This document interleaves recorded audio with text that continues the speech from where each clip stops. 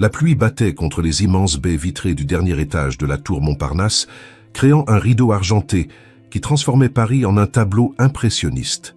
À 23 heures passées, les lumières de la capitale scintillaient comme des diamants éparpillés sur un tissu de velours noir. Dans ce bureau somptueux aux dimensions cathédraliques, seule une lampe de bureau diffusait une lumière dorée sur le cuir rouge sang du fauteuil présidentiel.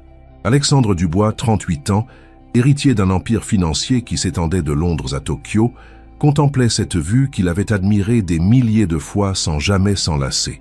Ses cheveux noirs, parfaitement coiffés, reflétaient la lumière tamisée, et ses yeux d'un gris acier semblaient porter le poids de décisions qui affectaient la vie de millions de personnes. Il ajusta sa cravate Hermès d'un geste machinal, un tic qu'il avait développé lors des réunions particulièrement tendues avec ses conseils d'administration. Ce soir-là, pourtant, quelque chose troublait la routine habituelle de cet homme que Forbes classait régulièrement parmi les 10 personnalités les plus influentes du monde des affaires. Une sensation étrange, presque primitive, lui nouait l'estomac. Une faim qui n'avait rien à voir avec la nourriture, mais plutôt avec ce vide existentiel qui le rongeait depuis la mort de sa mère, 3 ans auparavant. Les yachts, les résidences secondaires à Saint-Tropez et aux Maldives, les voitures de collection qui dormaient dans ces garages climatisés, rien de tout cela n'arrivait plus à combler ce gouffre béant qui s'était ouvert dans sa poitrine. Il se leva de son fauteuil avec la grâce féline qui caractérisait tous ses mouvements, ses chaussures italiennes ne produisant aucun bruit sur le parquet de chêne massif qui valait plus cher que le salaire annuel de la plupart de ses employés. La décision de descendre aux cuisines du building était spontanée, presque irrationnelle pour un homme habitué à tout planifier 3 mois à l'avance. Peut-être était-ce la nostalgie qui le poussait vers ces lieux habituellement interdits aux dirigeants, ces espaces où sa mère aimait se rendre pour discuter avec le personnel de service, cette femme extraordinaire qui lui avait appris que derrière chaque fortune se cachaient des centaines de vies anonymes qui méritaient respect et considération.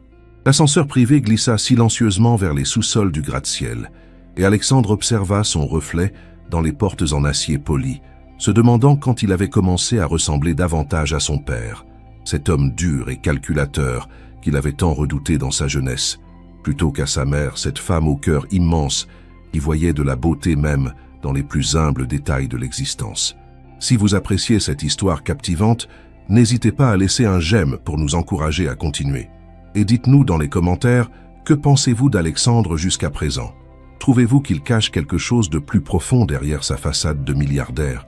Les portes de l'ascenseur s'ouvrirent sur un couloir faiblement éclairé, aux murs recouverts de carrelage blanc qui rappelait davantage un hôpital qu'un lieu de travail dans l'un des buildings les plus luxueux de Paris. L'odeur caractéristique des cuisines industrielles flottait dans l'air, un mélange complexe d'huile de friture refroidie, de produits d'entretien et de ces effluves que seuls connaissent ceux qui ont passé des heures dans les entrailles d'un grand restaurant. Alexandre avança d'un pas hésitant, surpris par la différence saisissante entre le luxe ostentatoire des étages supérieurs et la fonctionnalité brute de ces espaces souterrains. Ses pas résonnaient différemment ici, plus secs, plus réels, comme si le carrelage lui renvoyait une vérité que les tapis persans de son bureau avaient depuis longtemps étouffée. Il tourna au coin du couloir et s'immobilisa brusquement, retenant son souffle. Dans la cuisine faiblement éclairée par les lampes de sécurité, une silhouette frêle était penchée au-dessus d'une grande poubelle en acier inoxydable. La scène avait quelque chose de surréaliste dans ce contexte de richesse extrême. Une jeune femme en uniforme de nettoyage récupérait délicatement des restes de nourriture qu'elle plaçait dans un petit Tupperware transparent.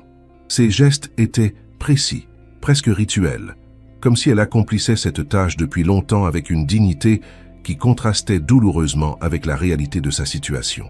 Alexandre reconnut immédiatement ce visage qu'il avait aperçu des dizaines de fois dans les couloirs sans jamais vraiment le voir. Claire Moreau, 26 ans selon son dossier RH, employée de nettoyage depuis 2 ans dans son groupe, une femme aux traits délicats que la fatigue et les soucis n'arrivaient pas à ternir complètement. Claire avait attaché ses cheveux châtains en un chignon serré qui révélait la courbe gracieuse de sa nuque, et même dans cet uniforme peu flatteur, elle conservait une élégance naturelle qui intriguait Alexandre. Il observa la manière dont elle examinait chaque reste avec attention, gardant seulement ce qui était encore comestible, rejetant le reste avec une économie de gestes qui trahissait une habitude douloureuse. Un morceau de saumon grillé encore rose à cœur, quelques légumes vapeur à peine entamés, un bout de pain artisanal que les cadres supérieurs avaient dédaigné lors du cocktail de fin de journée, chaque élément était soigneusement évalué avant d'être soit sauvé, soit abandonné. La lumière blafarde des néons de sécurité créait des ombres dramatiques sur son visage, accentuant les cernes sous ses yeux verts et la minceur de ses joues qui trahissaient des repas trop souvent sautés. Alexandre sentit quelque chose se briser dans sa poitrine, une douleur aiguë qui n'avait rien à voir avec ses problèmes habituels de dirigeant multimilliardaire. Cette femme qui nettoyait ses bureaux chaque soir, qui veillait à ce que son environnement soit parfait pour ses journées de travail, était réduite à fouiller dans les déchets pour se nourrir. Il repensa au déjeuner gargantuan servi dans son bureau privé, à ses plateaux de fruits de mer et de caviar qu'il touchait à peine, préoccupé par ses appels téléphoniques intercontinentaux et ses stratégies d'acquisition.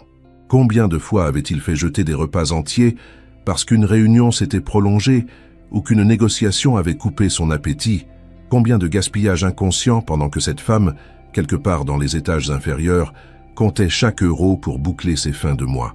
Claire referma délicatement le couvercle de son Tupperware et le glissa dans son sac à dos usé, un modèle bon marché qui avait visiblement vécu plusieurs vies.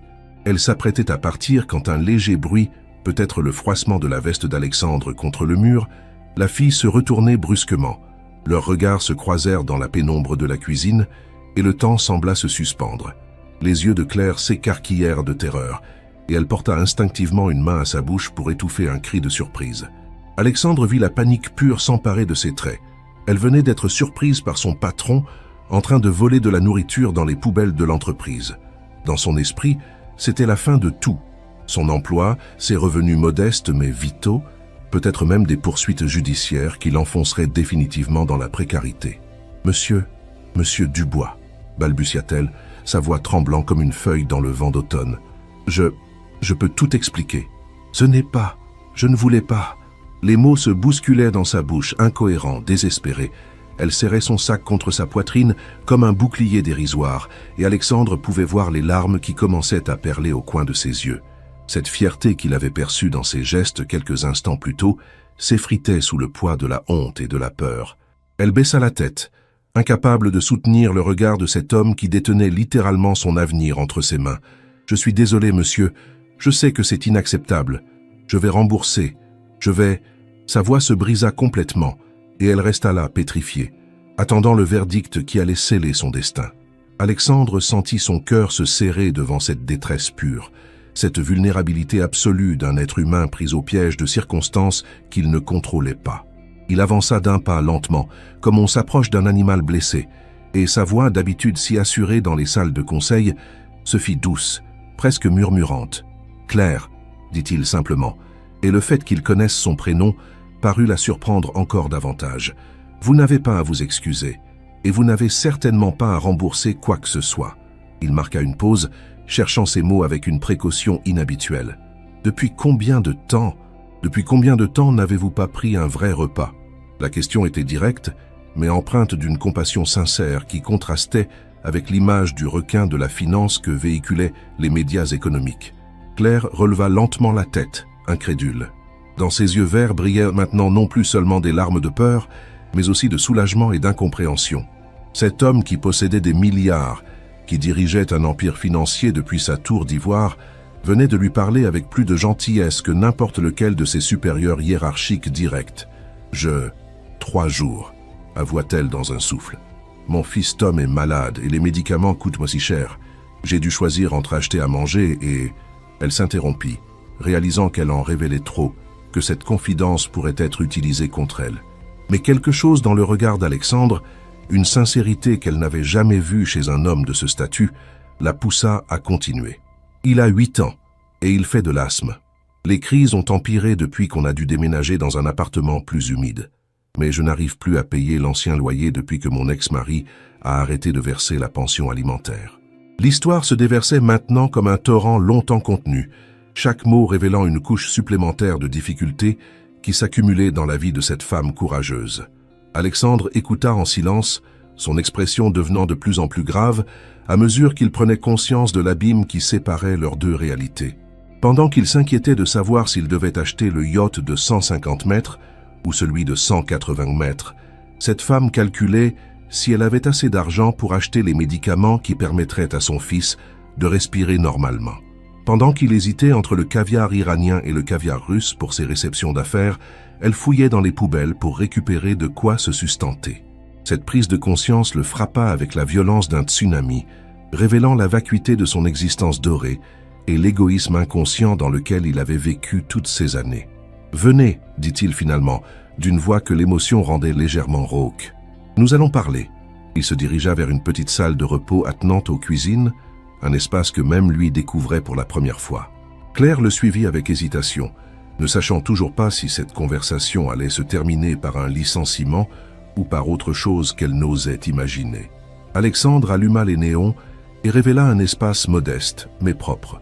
Quelques tables en formica, des chaises en plastique, un frigo bourdonnant et une machine à café qui avait connu des jours meilleurs.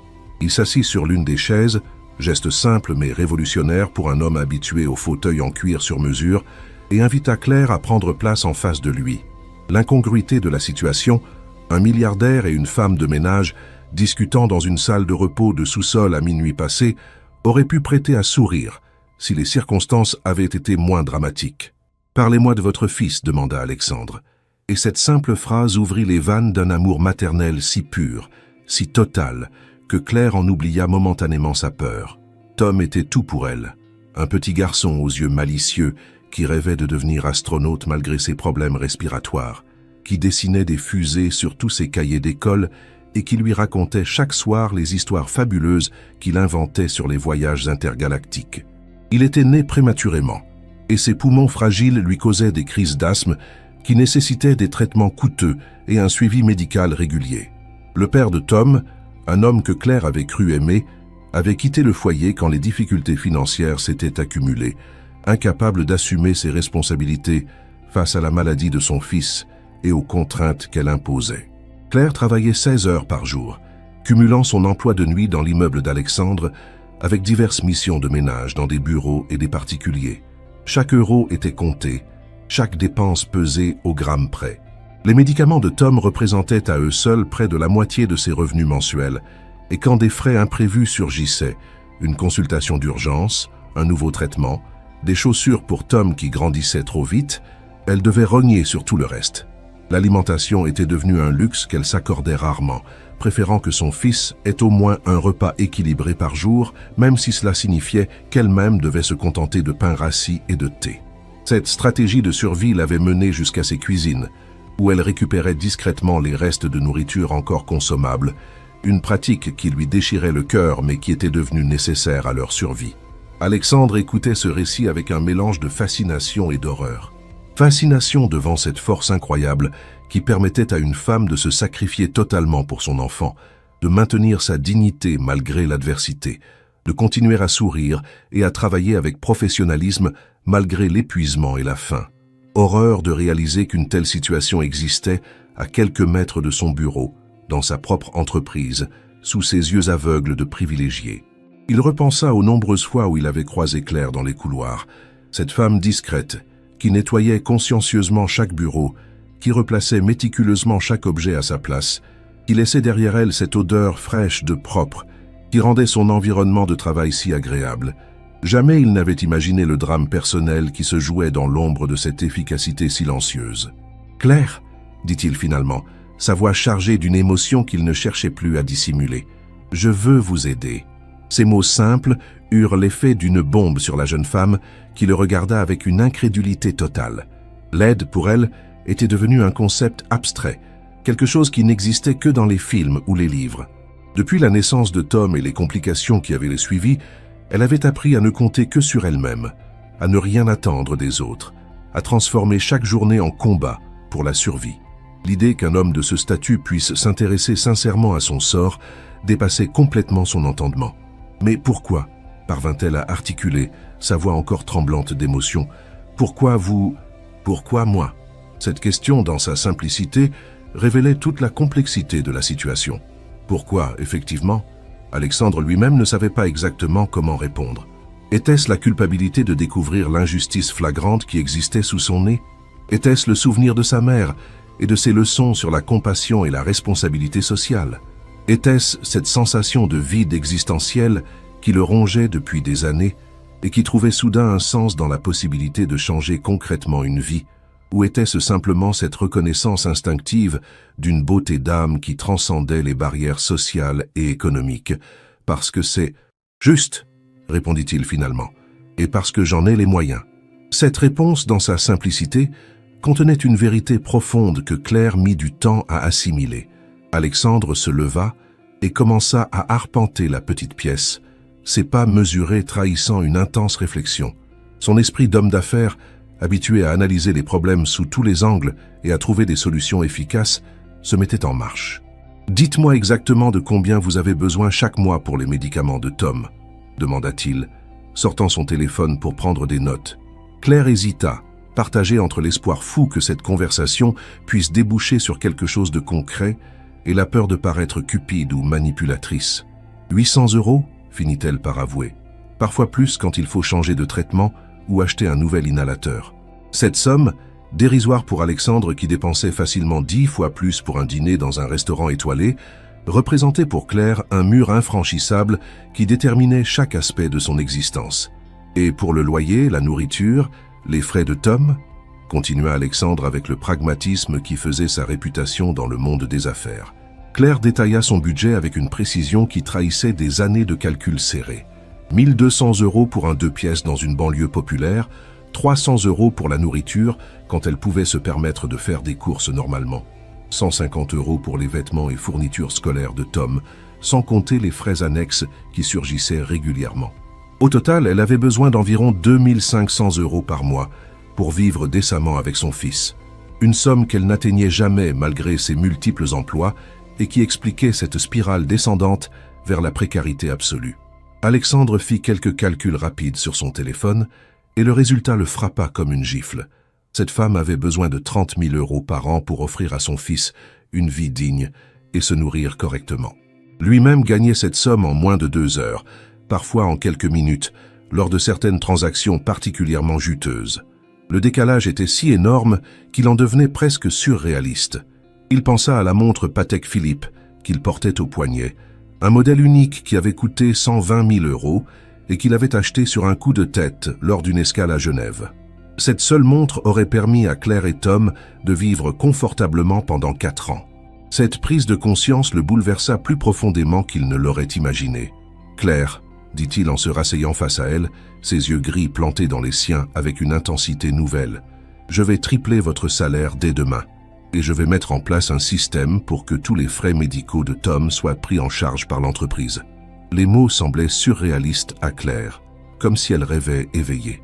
Tripler son salaire signifiait passer de 1 000 € à 3 000 € par mois, une somme qui résoudrait instantanément tous ses problèmes financiers et lui permettrait même d'envisager un avenir serein pour Tom. « Mais ce n'est pas tout, » continua Alexandre, et Claire sentit son cœur s'arrêter de battre. « Je vais également vous proposer un nouveau poste.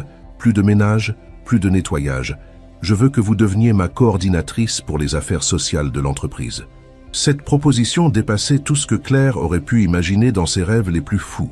Passer du statut de femme de ménage à celui de coordinatrice dans une entreprise prestigieuse, c'était un bond social qui ne se produisait généralement que dans les contes de fées. « Mais monsieur, balbutia-t-elle, je n'ai pas les qualifications nécessaires, je n'ai même pas le baccalauréat. » Alexandre leva une main pour l'interrompre. « Vous avez quelque chose de bien plus précieux que des diplômes, » répondit-il. « Vous avez l'expérience de la vraie vie, la connaissance intime des difficultés que peuvent rencontrer nos employés, et une capacité d'empathie que ne peuvent enseigner aucune école de commerce. C'est exactement ce dont cette entreprise a besoin pour développer une véritable politique sociale. » L'idée avait germé dans l'esprit d'Alexandre au fur et à mesure de leur conversation. Depuis des années, ses conseillers en ressources humaines lui présentaient des rapports aseptisés sur le bien-être au travail et la satisfaction des employés, mais ces analyses, rédigées par des cadres supérieurs déconnectés de la réalité du terrain, ne reflétaient jamais les vraies préoccupations des salariés. Qui mieux que Claire, qui avait vécu la précarité de l'intérieur, qui connaissait le prix de chaque chose et la valeur du travail, pourrait identifier les vrais problèmes et proposer des solutions concrètes. Cette femme qui avait survécu dans l'adversité, en gardant sa dignité intacte, possédait une forme d'intelligence pratique et émotionnelle que tous ses MBA ne pourraient jamais lui apporter. Claire se mit à pleurer, mais cette fois, c'étaient des larmes de joie pure, de soulagement immense, d'incrédulité face à ce retournement de situation miraculeux. Toutes ces nuits blanches à s'inquiéter pour l'avenir de Tom, tous ces repas sautés pour économiser quelques euros, toute cette culpabilité de ne pas pouvoir offrir mieux à son fils, tout cela s'évaporait d'un coup grâce à la générosité inattendue de cet homme qu'elle avait toujours considéré comme inaccessible. « Merci », répéta-t-elle à travers ses larmes. « Merci, merci, merci ». Les mots semblaient dérisoires face à l'ampleur de ce cadeau inespéré, mais c'était tout ce qu'elle parvenait à articuler dans l'émotion du moment. Alexandre sentit sa propre gorge se serrer devant cette gratitude si pure, si totale, si différente des remerciements calculés qu'il recevait habituellement dans son milieu. « Il y a une condition », ajouta-t-il avec un sourire qui transformait complètement ses traits habituellement sévères. « Je voudrais rencontrer Tom, et j'aimerais que vous m'aidiez à mieux comprendre les difficultés que peuvent rencontrer nos autres employés. Si nous allons transformer votre situation, autant faire les choses bien et nous assurer que d'autres personnes ne vivent pas des situations similaires dans l'ombre. » Cette proposition révélait la profondeur de la réflexion qu'avait déclenchée cette rencontre fortuite. Alexandre ne voulait pas simplement penser sa conscience en aidant une seule personne. Il voulait repenser fondamentalement la philosophie sociale de son entreprise, créer un modèle qui pourrait servir d'exemple à d'autres groupes industriels.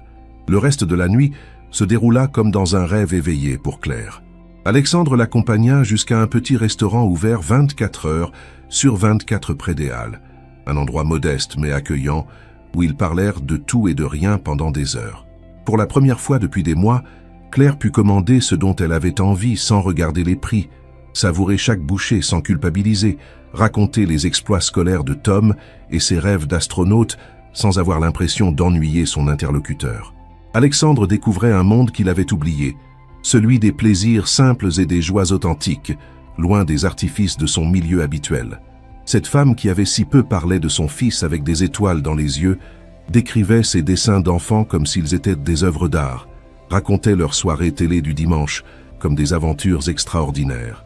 Au petit matin, quand les premiers employés commencèrent à arriver dans l'immeuble, Alexandre raccompagna Claire jusqu'à sa voiture, une vieille Clio qui avait visiblement beaucoup vécu, mais qu'elle entretenait avec un soin méticuleux. « À partir d'aujourd'hui, tout change », lui dit-il en lui serrant la main. « Pour vous, pour Tom et j'espère pour beaucoup d'autres. » Claire hocha la tête, encore sous le choc de ces événements qui ressemblèrent plus à un conte de fées qu'à la réalité.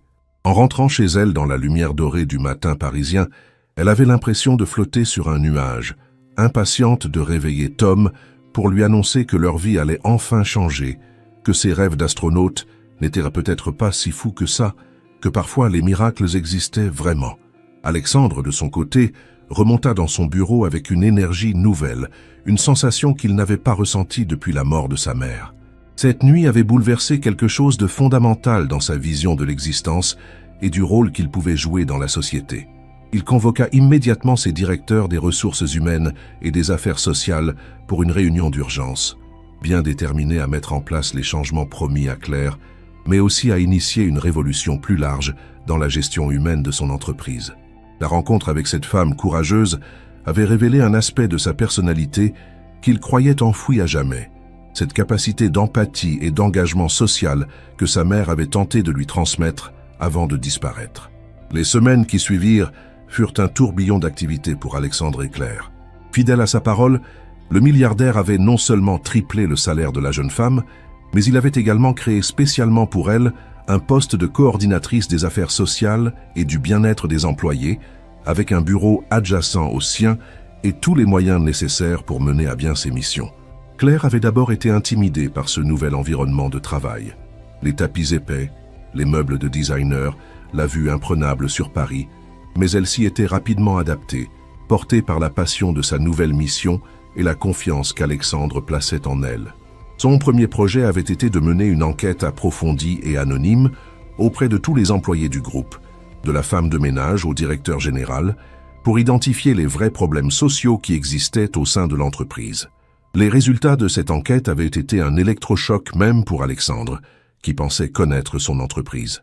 23% des employés déclaraient avoir des difficultés financières majeures. 15% avouaient avoir déjà sauté des repas pour des raisons économiques. Et 8% reconnaissaient avoir eu recours à des pratiques comme celle de Claire, récupérer de la nourriture jetée pour survivre. Ces chiffres, dans une entreprise qui générait des milliards de bénéfices, étaient tout simplement inacceptables pour Alexandre. Il décida immédiatement de mettre en place un plan social ambitieux. Augmentation générale des salaires, de 15% minimum création d'une mutuelle d'entreprise qui couvrait 100% des frais médicaux pour les employés et leurs familles, mise en place d'une cantine gratuite avec des produits bio et équitables et instauration d'un fonds d'aide d'urgence pour les situations exceptionnelles. Ces mesures, qui représentaient un investissement de plusieurs dizaines de millions d'euros par an, furent accueillies avec un mélange d'incrédulité et de reconnaissance par l'ensemble du personnel. Claire se révéla être une coordinatrice exceptionnelle, capable de comprendre intuitivement les besoins réels des employés et de proposer des solutions pragmatiques et humaines. Son passé de femme de ménage, loin d'être un handicap, devenait un atout majeur dans ses relations avec le personnel. Les employés lui faisaient confiance, se confiaient à elle sans retenue, sachant qu'elle avait vécu les mêmes difficultés qu'eux. Alexandre observait son travail avec une admiration croissante, impressionné par sa capacité à désamorcer les conflits, à identifier les vrais problèmes derrière les plaintes apparentes, et à maintenir un équilibre délicat entre les exigences économiques de l'entreprise et les besoins humains des salariés. Parallèlement à ces transformations professionnelles, une relation particulière s'était développée entre Alexandre et Claire, une complicité qui dépassait largement le cadre professionnel habituel. Ils avaient pris l'habitude de déjeuner ensemble plusieurs fois par semaine, partageant leurs réflexions sur les projets en cours, mais aussi leurs histoires personnelles. Alexandre découvrait à travers Claire un Paris qu'il ne connaissait pas, celui des petites gens qui se battaient quotidiennement pour s'en sortir, celui des solidarités de quartier et des joies simples qui naissaient de peu de choses. Claire, de son côté, apprenait à connaître l'homme derrière le milliardaire, ses doutes, ses peurs, cette solitude dorée qu'il habitait depuis la mort de sa mère et son sentiment de culpabilité face à l'héritage écrasant qu'il portait. La rencontre avec Tom avait été un moment particulièrement émouvant pour Alexandre. Le petit garçon de 8 ans, avec ses grands yeux curieux et son sourire malicieux, l'avait accueilli avec cette spontanéité propre aux enfants, sans être impressionné le moins du monde par sa richesse ou son statut. Tom lui avait montré ses dessins de fusées spatiales, expliqué en détail ses projets d'exploration de Mars et raconté ses rêves d'astronaute avec un sérieux touchant. Alexandre avait été bouleversé par l'intelligence vive de cet enfant, par sa capacité à transformer ses difficultés respiratoires en motivation pour comprendre la science et l'espace, par cette résilience qu'il tenait manifestement de sa mère. Grâce aux nouveaux moyens financiers de Claire, Tom avait pu intégrer une école privée spécialisée dans l'accompagnement des enfants avec des besoins médicaux particuliers, et ses résultats de scolaire explosaient littéralement. Au fil des mois, Alexandre s'aperçut que sa vision du monde et de sa place dans la société subissait une transformation radicale. Cette femme qui était entrée dans sa vie par hasard, dans les circonstances les plus improbables, avait réveillé en lui une humanité qu'il croyait perdue. Il commença à s'impliquer personnellement dans diverses associations caritatives, non plus simplement en écrivant des chèques comme il le faisait auparavant, mais en donnant de son temps et de son expertise. Il créa une fondation dédiée à l'aide aux familles monoparentales en difficulté, avec Claire comme directrice opérationnelle, et cette structure devint rapidement une référence en matière d'aide sociale innovante et efficace. Les médias ne tardèrent pas à s'intéresser à cette transformation spectaculaire de l'un des hommes d'affaires les plus influents de France. Les journaux économiques parlaient de révolution sociale dans l'entreprise.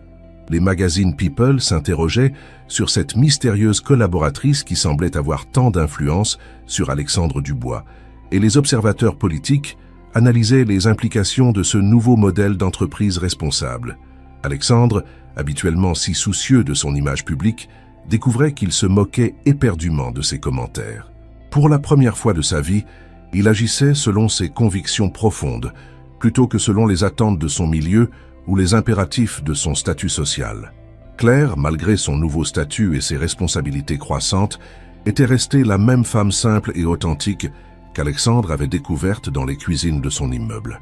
Elle habitait maintenant un bel appartement dans le 16e arrondissement.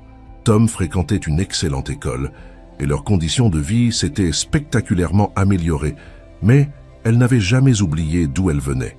Chaque samedi matin, elle retournait dans son ancien quartier pour aider bénévolement à la distribution de repas dans un centre social, emmenant souvent Tom avec elle pour qu'il n'oublie jamais la chance qu'ils avaient eue et l'importance de la solidarité.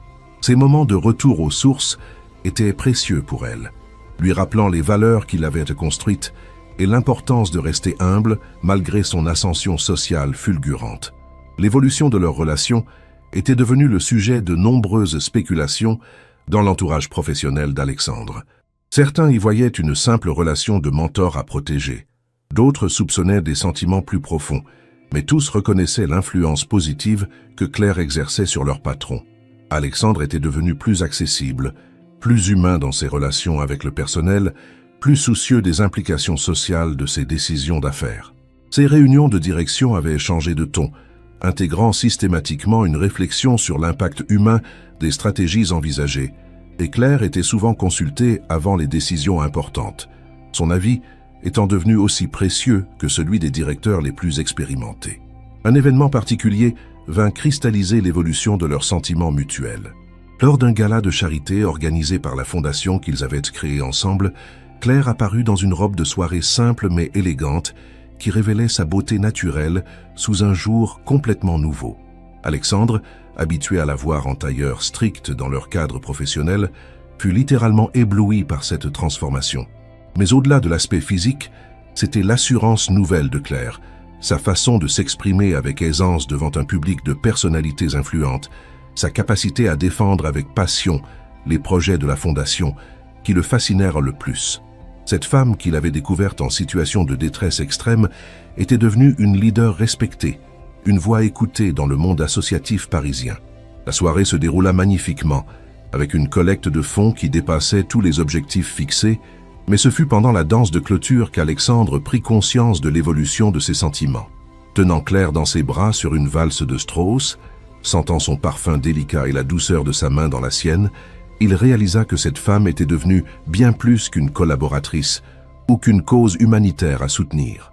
Elle était devenue la personne la plus importante de sa vie, celle qui donnait un sens à son existence, celle qui avait transformé son cœur de pierre en quelque chose de vivant et de généreux. Claire, de son côté, avait depuis longtemps cessé de voir en Alexandre le patron inaccessible ou le milliardaire philanthrope. Elle découvrait chaque jour un homme sensible, intelligent, profondément blessé par la solitude et la pression sociale, un homme qui avait besoin d'amour authentique autant qu'elle avait eu besoin d'aide matérielle. Le lendemain du gala, Alexandre demanda à Claire de le retrouver dans le petit restaurant près des Halles, où ils avaient passé leur première nuit ensemble, celui où tout avait commencé. L'endroit avait une valeur symbolique forte pour eux deux, représentant ce moment de bascule où leur destin s'était entremêlé de façon irréversible. Claire arriva avec cette ponctualité qui la caractérisait, élégante dans son tailleur de travail, mais portant ce sourire chaleureux qui illuminait toujours le visage d'Alexandre.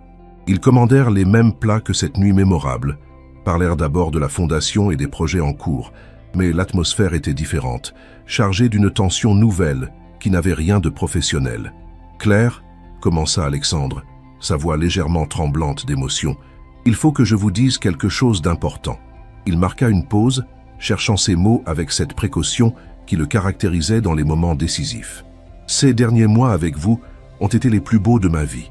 Vous avez transformé non seulement mon entreprise, mais aussi mon cœur. Vous m'avez appris ce que signifiait vraiment vivre, aimer, donner un sens à son existence. » Claire sentit son cœur s'accélérer, devinant où cette conversation allait les mener. « Je sais que nos mondes étaient différents au départ, que les circonstances de notre rencontre étaient particulières, mais ce que je ressens pour vous n'a rien à voir avec la pitié ou la culpabilité. C'est de l'amour, Claire, un amour profond, sincère, total. » Cette déclaration, prononcée avec la sincérité absolue qui caractérisait Alexandre quand il parlait de choses importantes, bouleversa Claire plus qu'elle ne l'aurait imaginé. Depuis des semaines, elle luttait contre des sentiments similaires, se persuadant qu'ils étaient inappropriés, qu'elle confondait reconnaissance et amour, qu'un homme de ce statut ne pouvait pas s'intéresser sincèrement à une ancienne femme de ménage. Mais les mots d'Alexandre La vérité qui brillait dans ses yeux gris balayèrent tous ses doutes d'un coup. « Alexandre, répondit-elle, sa voix douce mais ferme, moi aussi je vous aime. Pas l'homme riche et puissant que voient les autres, mais l'homme généreux et vulnérable que j'ai appris à connaître. L'homme qui a transformé ma vie et celle de mon fils, qui m'a redonné confiance en l'avenir et en la bonté humaine. » Leurs baisers, échangés dans ce petit restaurant modeste au milieu du brouhaha des conversations et du cliquetis des couverts, c'est là une union qui dépassait largement les conventions sociales habituelles. C'était la rencontre de deux solitudes qui se complétaient parfaitement, de deux blessures qui se guérissaient mutuellement, de deux cœurs qui avaient trouvé leur moitié perdue dans les circonstances les plus improbables. Alexandre avait trouvé en Claire cette authenticité et cette profondeur qui manquaient cruellement à son existence dorée, cette capacité d'émerveillement et de gratitude qui redonnait saveur au plaisir simple de la vie.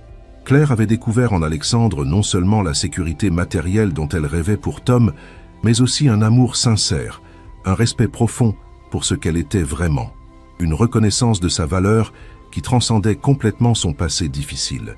Les mois qui suivirent furent une période de bonheur intense pour le couple naissant. Ils officialisèrent leur relation sans se soucier des commentaires de l'entourage d'Alexandre, ces bourgeois parisiens qui ne comprenaient pas comment leur père avait pu s'encanailler avec une ancienne domestique. Alexandre découvrait les joies d'une vie de famille simple avec Claire et Tom, ses soirées passées à aider le petit garçon avec ses devoirs, ses week-ends au zoo ou au musée de l'air et de l'espace que Tom adorait, ses repas familiaux où l'on parlait de tout et de rien sans protocole ni artifice. Pour la première fois de sa vie, il goûtait à cette normalité qu'il avait toujours enviée secrètement, cette possibilité d'être aimé pour ce qu'il était plutôt que pour ce qu'il possédait. Tom s'était rapidement attaché à Alexandre, trouvant en lui la figure paternelle qui lui avait manqué depuis le départ de son géniteur. Alexandre, de son côté, découvrait les joies et les responsabilités de la paternité adoptive avec un bonheur qu'il n'aurait jamais soupçonné. Il accompagnait Tom à ses rendez-vous médicaux, l'aidait dans ses projets scolaires, partageait ses passions naissantes pour l'astronomie et les sciences. Le petit garçon, dont la santé s'était spectaculairement améliorée grâce aux meilleurs traitements et à un environnement de vie plus sain, rayonnait de bonheur et excellait dans toutes ses activités. Ses dessins de fusées spatiales ornaient maintenant le bureau directoriel d'Alexandre, côtoyant les graphiques boursiers et les rapports financiers dans un mélange touchant qui symbolisait parfaitement la transformation de sa vie. La fondation créée par Alexandre et dirigée par Claire était devenue en quelques mois une référence en matière d'aide sociale. Leur approche innovante, qui combinait l'efficacité du secteur privé avec la connaissance du terrain des associations traditionnelles, permettait d'aider concrètement des milliers de familles en difficulté. Claire avait développé des programmes d'aide personnalisés qui ne se contentèrent pas d'apporter une assistance financière ponctuelle, mais qui accompagnaient les bénéficiaires dans une démarche globale de réinsertion sociale et professionnelle. Ces méthodes, inspirées de sa propre expérience de la précarité, révolutionnaient l'approche charitable traditionnelle et attiraient l'attention de nombreuses organisations internationales. Un an après leur première rencontre dans les cuisines de l'immeuble, Alexandre organisa une surprise qui marqua un tournant symbolique dans leur histoire. Il avait fait transformer ces mêmes cuisines en un restaurant d'entreprise moderne et accueillant, ouvert gratuitement à tous les employés et géré par des chefs professionnels qui proposaient une cuisine de qualité avec des produits frais et biologiques. L'inauguration de ce restaurant fut l'occasion d'une grande fête réunissant tout le personnel de l'entreprise, et c'est dans ce lieu chargé d'émotions qu'Alexandre choisit de demander Claire en mariage. Devant tous leurs collègues émus, dans cet endroit où leur amour était né de la compassion et de la générosité, il s'agenouilla et sortit une bague simple mais magnifique, un solitaire qui brillait comme une étoile dans la lumière dorée du restaurant. « Claire, dit-il, sa voix portant dans le silence ému de l'assemblée, vous avez transformé ma vie de façon que je n'aurais jamais imaginé possible. Vous m'avez appris que la vraie richesse ne se compte pas en euros, mais en amour partagé, en vie changée, en moments de bonheur authentique. Vous avez fait de moi un homme meilleur, un patron plus humain, un être humain plus complet. » Il marqua une pause, les larmes aux yeux, ému par l'intensité du moment et la symbolique du lieu. « Voulez-vous m'épouser et continuer à construire avec moi cette vie extraordinaire que nous avons commencée dans cette même cuisine il y a un an ?» La réponse de Claire, prononcée à travers ses larmes de bonheur, résonna comme une évidence dans le cœur de tous ceux qui assistaient à cette scène. Oui, Alexandre, de tout mon cœur. Leur mariage, célébré quelques mois plus tard, fut à l'image de leur histoire, simple et authentique, mais profondément émouvant. Ils choisirent de se marier dans la petite église du quartier où avait grandi Claire, entourés de leurs vrais amis plutôt que du gratin parisien qu'Alexandre fréquentait auparavant. Tom porta les alliances avec une fierté touchante, rayonnant dans son costume miniature et fier de voir sa mère épouser l'homme qui était devenu son père de cœur. La réception eut lieu dans le restaurant d'entreprise qu'ils avaient inauguré ensemble, transformé pour l'occasion en salle de fête chaleureuse où se mélangèrent naturellement les employés de l'entreprise, les bénéficiaires de la fondation et les quelques amis fidèles d'Alexandre qui avaient su accepter cette union inhabituelle. Les années qui suivirent confirmèrent la solidité de leur amour et l'efficacité de leur collaboration professionnelle. L'entreprise d'Alexandre était devenue un modèle en matière de responsabilité sociale, copié par de nombreux concurrents et cité en exemple dans les écoles de commerce. Claire avait obtenu par équivalence un diplôme en gestion sociale et était devenue une personnalité respectée du milieu associatif, régulièrement invitée dans des colloques internationaux pour partager son expérience. Leur fondation avait étendu ses activités à l'international, aidant des familles en difficulté dans une quinzaine de pays et servant de laboratoire pour des politiques sociales innovantes. Tom, maintenant adolescent, excellait dans ses études scientifiques et son rêve de devenir astronaute semblait de plus en plus réalisable. Ses problèmes respiratoires, parfaitement maîtrisés grâce aux meilleurs traitements, ne l'empêchaient plus de pratiquer le sport et de mener une vie normale d'adolescent. Alexandre avait financé la création d'un club d'astronomie dans son lycée et Tom était devenu une sorte de petit génie local, remportant régulièrement des concours scientifiques et inspirant d'autres jeunes à s'intéresser aux sciences spatiales. Leur relation père-fils adoptif était devenue très forte, construite sur le respect mutuel et l'admiration réciproque. Un soir d'hiver, 5 ans après leur première rencontre, Alexandre et Claire se retrouvèrent par hasard dans les mêmes cuisines où tout avait commencé. Ils descendaient récupérer des documents oubliés dans le restaurant d'entreprise quand ils passèrent devant l'ancienne zone de stockage des déchets, maintenant transformée en espace de tri sélectif moderne. Ils s'arrêtèrent un instant, main dans la main, contemplant ce lieu qui avait changé le cours de leurs existences. « Tu te rends compte, murmura Claire, si tu n'étais pas descendu cette nuit-là, si tu ne m'avais pas vu… » Alexandre la serra contre lui, ému par cette coïncidence qui les ramenait à leurs origines. « Le destin », répondit-il simplement. « Ou peut-être que ma mère, d'où qu'elle soit, a guidé mes pas ce soir-là. » Cette réflexion les amena à parler de leur projet le plus ambitieux, créer un centre de formation professionnelle pour les personnes en situation de précarité, un endroit où des femmes et des hommes comme l'était Claire autrefois pourraient acquérir de nouvelles compétences et recommencer leur vie sur des bases solides. Ce projet, qu'ils avaient en tête depuis longtemps, prenait maintenant forme concrète avec l'acquisition d'un terrain en banlieue parisienne et le recrutement d'une équipe pédagogique exceptionnelle. Claire en serait la directrice, mettant son expérience personnelle et professionnelle au service de ceux qui vivaient ce qu'elle avait vécu des années plus tôt. Leur histoire était devenue légendaire dans le milieu des affaires parisien, citée comme exemple de la possibilité de concilier réussite économique et responsabilité sociale. Mais pour Alexandre et Claire, au-delà des symboles et des leçons qu'elles pouvaient inspirer, c'était d'abord une belle histoire d'amour née de la compassion et de la générosité. Une rencontre improbable qui avait transformé 2 vies et qui continuait d'en transformer beaucoup d'autres. Ils avaient prouvé que les barrières sociales n'étaient pas insurmontables quand l'amour authentique et la volonté de bien faire se rencontraient, que la vraie richesse se trouvait dans le partage et l'entraide plutôt que dans l'accumulation égoïste. L'épilogue de cette histoire extraordinaire se déroula 10 ans après leur première rencontre, lors d'une grande soirée organisée pour célébrer les résultats exceptionnels de leur fondation. Devant un parterre d'invités comprenant des chefs d'État, des dirigeants d'ONG internationales et des personnalités du monde entier, Claire présenta le bilan de leurs actions. Plus de 100 000 familles aidées directement, des centaines d'entreprises qui avaient adopté leur modèle social, des dizaines de centres de formation créés dans différents pays. Mais le moment le plus émouvant de la soirée fut quand Tom, maintenant jeune adulte et étudiant à l'école polytechnique, en vue d'intégrer l'Agence spatiale européenne, prit la parole pour remercier l'homme qui avait sauvé sa mère et transformé leur vie. Il y a 10 ans, dit Tom d'une voix claire et assurée, ma mère fouillait dans les poubelles pour nous nourrir. Aujourd'hui, grâce à la générosité et à l'amour d'Alexandre, je me prépare à réaliser mon rêve de devenir astronaute. Mais au-delà de notre histoire personnelle, ils ont prouvé ensemble que chaque être humain mérite une chance, que la compassion peut changer le monde et que l'amour véritable transcende toutes les barrières. Ces mots, prononcés avec la sincérité et la maturité de celui qui avait grandi dans la gratitude et l'espoir, résumaient parfaitement l'essence de cette histoire extraordinaire qui continuait de s'écrire chaque jour.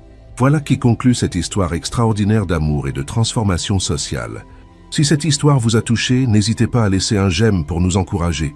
Et dites-nous dans les commentaires, que retenez-vous de cette belle histoire d'Alexandre et Claire? Croyez-vous que de telles transformations sont possibles dans la réalité? Merci de nous avoir suivis jusqu'au bout de cette aventure humaine exceptionnelle. 15 ans après cette nuit qui avait bouleversé leur destin, Alexandre et Claire Dubois étaient devenus bien plus que le symbole d'une réussite sociale exceptionnelle. Leur histoire avait inspiré un mouvement mondial de transformation des entreprises, donnant naissance à ce qu'on appelait désormais le modèle Dubois, une approche révolutionnaire qui plaçait l'humain au cœur de la stratégie économique. Des universités du monde entier étudièrent leur parcours, des documentaires avaient retracé leur histoire et leur autobiographie croisée était devenue un best-seller international traduit dans 43 langues. Mais ce matin de printemps parisien, dans leur magnifique appartement donnant sur les jardins du Luxembourg, ils savouraient un moment de simplicité absolue. Claire préparait le petit déjeuner dans leur cuisine ouverte, ses cheveux maintenant parsemés de quelques fils argentés qui ne faisaient qu'accentuer sa beauté naturelle, tandis qu'Alexandre lisait les journaux en sirotant son café. À 43 ans, il avait conservé cette prestance naturelle qui le caractérisait, mais son regard avait gagné en douceur et en profondeur, reflétant les années de bonheur partagé et d'accomplissement significatif. Leur routine matinale était devenue un rituel précieux, un moment d'intimité simple au milieu de leurs vies publiques intenses. Tom entrait justement dans la cuisine, resplendissant dans son uniforme d'astronaute de l'Agence spatiale européenne. À 23 ans, il incarnait parfaitement la réussite de leur projet familial. Brillant ingénieur aérospatial, il venait d'être sélectionné pour sa première mission spatiale vers la Station spatiale internationale. Ses yeux brillaient de cette même détermination qu'il avait dans son enfance quand il dessinait ses fusées, mais désormais ses rêves étaient devenus réalité grâce à son travail acharné et au soutien indéfectible de ses parents. « Maman, papa, dit-il en embrassant Claire puis Alexandre, je pars pour Kourou dans 2 heures. L'équipe finale est constituée et le lancement est confirmé pour la semaine prochaine. » Cette nouvelle, qu'ils attendaient depuis des mois, emplit leur cœur d'une fierté immense mêlée d'une inquiétude naturelle. Voir son fils réaliser ses rêves les plus fous était le plus beau cadeau que la vie pouvait leur offrir, mais l'angoisse parentale restait présente face aux risques inhérents aux voyages spatiaux. Alexandre serra Tom dans ses bras, avec une émotion qu'il ne cherchait plus à dissimuler depuis longtemps. Ce jeune homme qu'il avait vu grandir, qu'il avait accompagné dans ses études, dont il avait partagé les doutes et les espoirs, était devenu son fils au sens le plus profond du terme. Les liens du sang n'avaient jamais eu d'importance face à l'amour authentique qui s'était développé entre eux au fil des années. « Nous serons là pour le lancement », promit Claire, sa voix légèrement tremblante d'émotion. « Et nous t'attendrons pour ton retour avec le plus beau dîner de ta vie. » Tom sourit, conscient de la chance extraordinaire qu'il avait eue de grandir dans cette famille recomposée par l'amour et la générosité. Sans la rencontre de sa mère et d'Alexandre cette nuit-là, il serait probablement devenu un adolescent en échec scolaire, rongé par la précarité et les difficultés respiratoires mal soignées. Au lieu de cela, il était devenu l'un des plus jeunes astronautes européens de l'histoire, porteur des rêves de milliers de jeunes, qui voyaient en lui la preuve que tous les destins étaient possibles. Après le départ de Tom, Alexandre et Claire se préparèrent pour une journée qui s'annonçait particulièrement importante. C'était l'inauguration officielle de leur 10e centre de formation professionnelle, celui-ci situé dans une banlieue défavorisée de Marseille, où les taux de chômage et de précarité battaient tous les records. Ce centre, comme les 9 autres qu'ils avaient créés à travers l'Europe, proposait des formations gratuites dans les métiers d'avenir: énergie renouvelable, numérique, service à la personne, artisanat d'art. Mais au-delà de l'aspect purement professionnel, ces centres offraient un accompagnement global: aide psychologique, garde d'enfants, soutien administratif, microcrédit pour les projets entrepreneuriaux. Le voyage vers Marseille dans leur jet privé fut l'occasion pour Alexandre et Claire de faire le bilan de leurs 15 années d'activisme social. Les chiffres étaient impressionnants. Leur fondation avait directement aidé plus de 200 000 personnes à sortir de la précarité, créé 15 000 emplois durables et inspiré la création de plus de 100 fondations similaires dans le monde. Mais derrière ces statistiques se cachaient des milliers d'histoires individuelles, de vies transformées, de familles sauvées de la spirale de la pauvreté. Claire conservait précieusement dans son bureau les lettres de remerciement qu'elle recevait chaque semaine, témoignages poignants de reconnaissance qui la motivaient dans les moments de découragement. L'accueil à Marseille fut triomphal. Des centaines de personnes s'étaient rassemblées pour cette inauguration, parmi lesquelles de nombreux anciens bénéficiaires de leur programme qui avaient tenu à venir témoigner de leur reconnaissance. Alexandre et Claire furent particulièrement émus de retrouver Fatima, une mère de famille d'origine algérienne qu'ils avaient aidée 5 ans plus tôt. Ancienne femme de ménage comme l'avait été Claire, elle était maintenant propriétaire d'une entreprise de nettoyage écologique qui employait 15 personnes et rayonnait sur toute la région marseillaise. Son sourire radieux et sa réussite professionnelle incarnaient parfaitement la philosophie de leur action. Donner les moyens aux gens de devenir acteurs de leur propre destin plutôt que de rester assistés. La cérémonie d'inauguration fut ponctuée de discours émouvants et de témoignages bouleversants. Le maire de Marseille salua l'impact extraordinaire de cette initiative sur sa ville, évoquant la baisse significative du chômage et de la délinquance dans les quartiers où les centres de formation étaient implantés. Un professeur d'université spécialisé en économie sociale présenta une étude démontrant que chaque euro investi par la Fondation Dubois générait 4 euros de retombées économiques positives pour la société, un rendement social exceptionnel qui dépassait largement les performances des dispositifs publics traditionnels.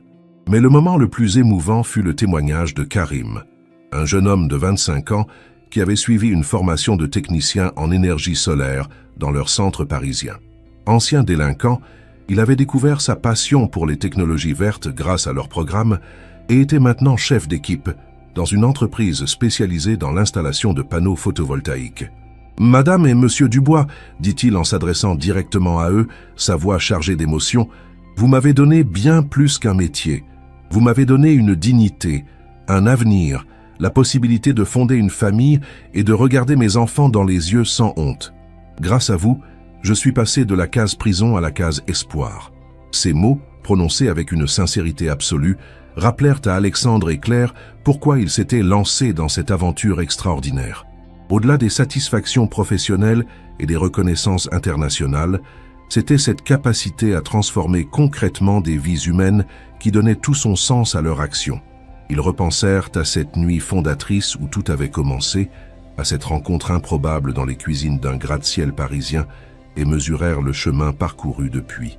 Leur amour personnel avait engendré un mouvement de solidarité qui touchait maintenant des dizaines de milliers de personnes à travers le monde.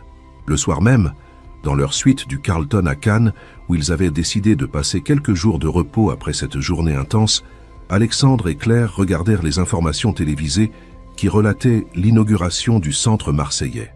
Le journal de 20 heures consacrait un reportage de 10 minutes à leur action, avec des interviews d'anciens bénéficiaires et des analyses d'experts qui présentaient leur modèle comme une alternative crédible aux politiques sociales traditionnelles.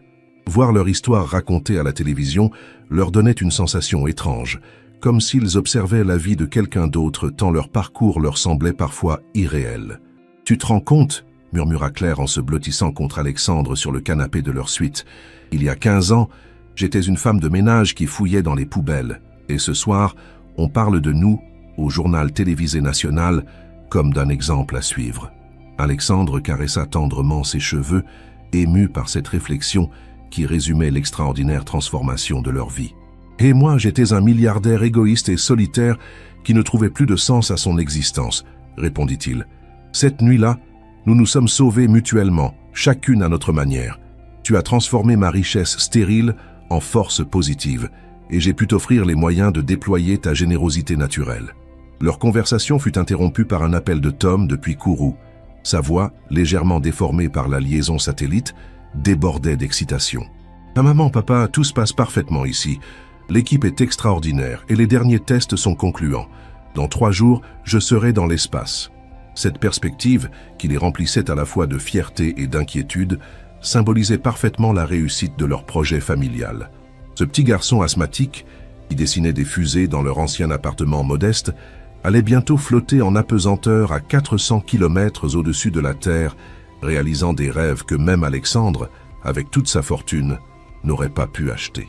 Les 3 jours suivants passèrent dans une atmosphère fébrile.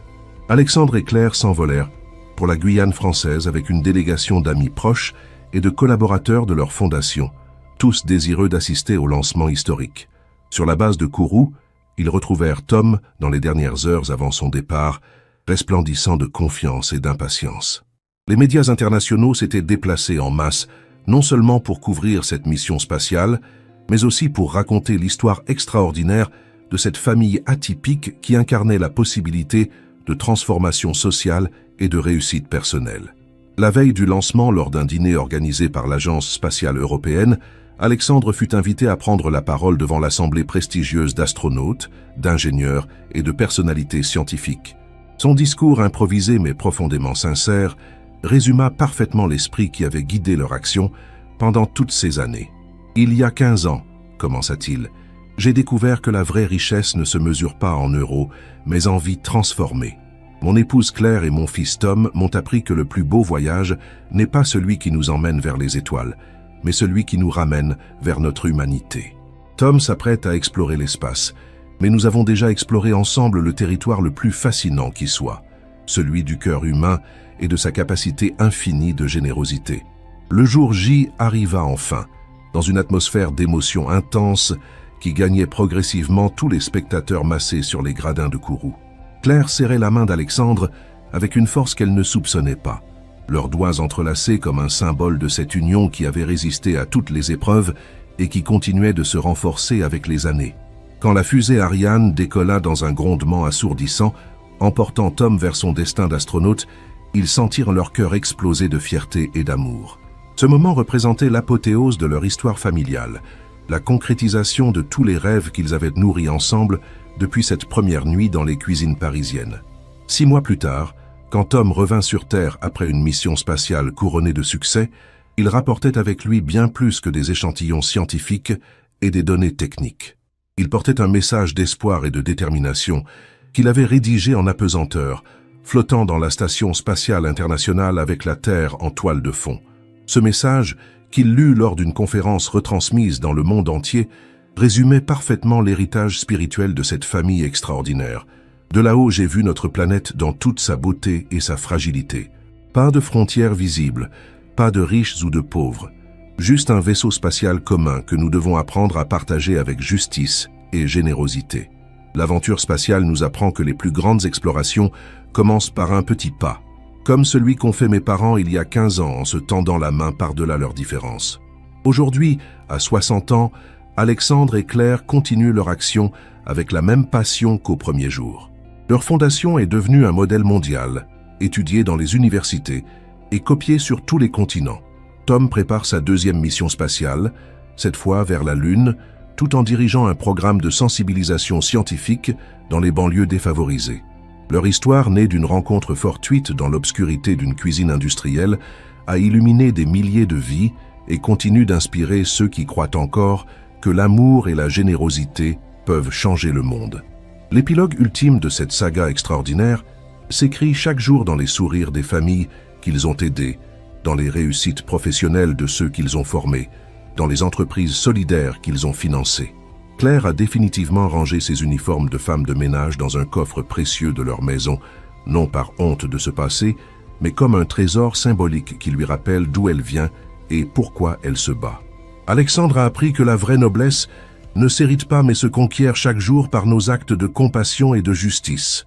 Leur amour, né dans les circonstances les plus improbables, a prouvé que les barrières sociales ne résistent pas à l'authenticité des sentiments et à la volonté commune de construire un monde meilleur. Leur histoire continue de s'écrire, page après page, vie sauvée après vie sauvée, rêve réalisé après rêve réalisé. Et quelque part dans Paris, dans les sous-sols d'un gratte-ciel transformé en restaurant solidaire, Une plaque commémorative rappelle aux générations futures qu'un miracle peut naître de la rencontre entre la détresse et la compassion, entre la richesse et la générosité, entre deux âmes qui ont su voir au-delà des apparences pour découvrir la beauté infinie du cœur humain. Fin de cette histoire extraordinaire qui nous rappelle que l'amour véritable et la solidarité peuvent vraiment transformer le monde, une personne à la fois, un geste à la fois, un rêve à la fois. Cette conclusion marque la fin de notre épopée extraordinaire. Si cette histoire vous a ému et inspiré, n'oubliez pas de laisser votre j'aime en signe d'appréciation. Et dites-nous dans les commentaires, quelles leçons retirez-vous de cette belle aventure humaine? Croyez-vous que de tels changements sont possibles dans notre société actuelle? Votre soutien et vos commentaires nous encouragent à continuer de partager des histoires qui célèbrent le meilleur de l'humanité. Merci de nous avoir accompagnés jusqu'au bout de ce voyage extraordinaire.